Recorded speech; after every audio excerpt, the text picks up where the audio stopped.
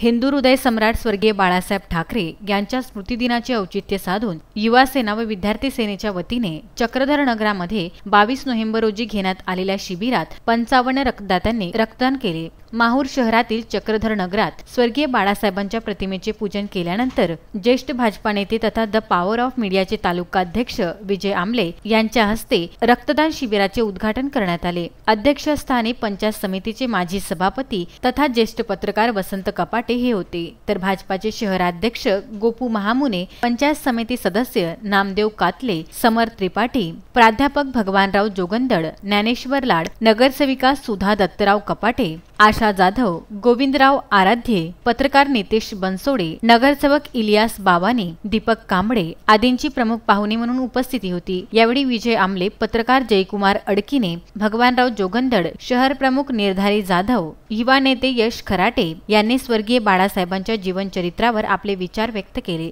प्रास्ताविक जितू चोले व आभार प्रदर्शन अभिषेक जयस्वाल यांनी केले। या शिबिराच्या यशस्वीतेसाठी राजाराम गंदेवाड, रुपेश कोवे, सुरेश आराध्ये, संदीप गोरडे, अनंत मरवाडे, पवन चव्हाण, गणेश वाडेकर, गोकुल गिनगुले, अरविंद वारंगे, गुरुदास राठोड, विकी सुने, मुकेश थिटे, राहुल आराध्ये, अभिषेक दुबे, गजू मोरे, विशाल उबाडे, प्रतीक कांबळे आदींनी परिश्रम घेतले। रक्तदान शिबिराला शिवसेनेचे जिल्हा प्रमुख ज्योतिबा खराटे यांनीही सदिच्छा भेट दिली। संजय घोगरेसह अनवर खेच्ची, विदर्भ न्यूज, माहूर।